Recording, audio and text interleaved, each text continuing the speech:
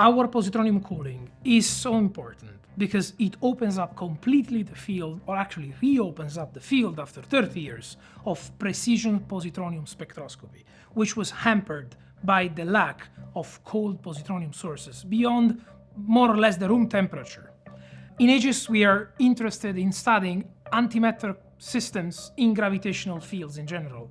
And in this result in particular, we have been working with positronium. Positronium is an atom. It's actually the lightest atom you can form in nature. It's so light it doesn't even exist on the periodic table. Why? Because it's made of an electron and its antimatter counterpart, a positron. And these two don't live together for long. They just stay alive for about 100 billionth of a second. That's a positronium atom.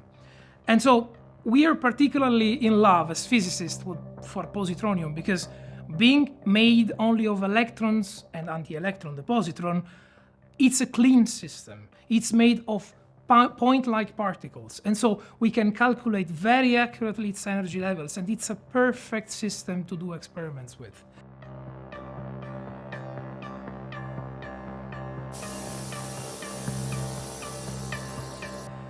We at AEgIS, we have been cooling positronium. We have been developing this technique to use light as a way to form a molasse, an optical molasse that applies friction to the positronium atoms and reduces their thermal vibrations.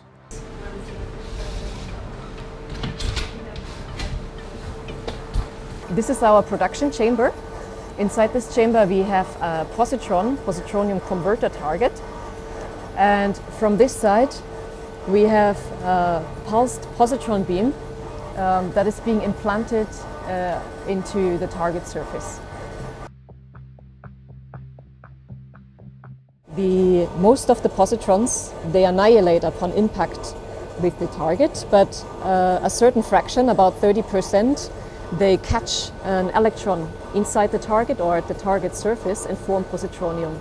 From now on, we will be able in the next years to push the boundaries of precision spectroscopy and to the level of maybe getting to the point of starting to observe the effects of the motion of Earth around Sun's orbit by probing this particular frequency of positronium and observing the gravitational redshift. This would be the first milestone experiment with gravitation and antimatter using only a purely leptonic system.